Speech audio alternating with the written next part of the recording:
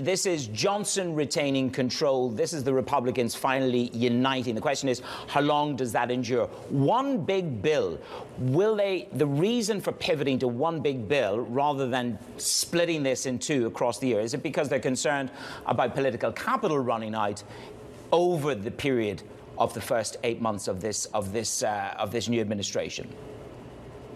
Good morning. I'm not sure it's about political capital more than just the ability of Mike Johnson to herd cats and get enough of his members to support a single bill. Obviously, any legislation requires compromise, and there are members of the House Republican caucus that are not particularly interested in that. And that, was evidenced by the fact that it was difficult for Johnson to even be reelected Speaker, which is essentially a pro forma thing, or normally has been.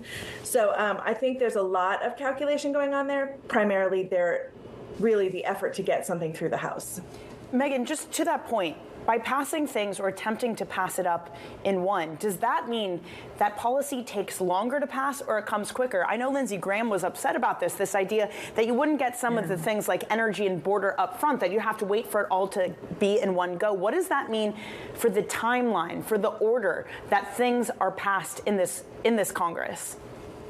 Right. So that's a really interesting sort of part of the calculation. I think they're maybe concerned that Donald Trump will become impatient with this timeline. If you're talking about things, one big bill is going to take months regardless.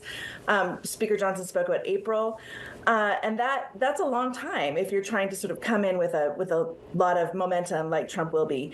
I think, it just goes to the fact that there are things that will be easy to pass, but they want to tie them into things that are not so easy to pass.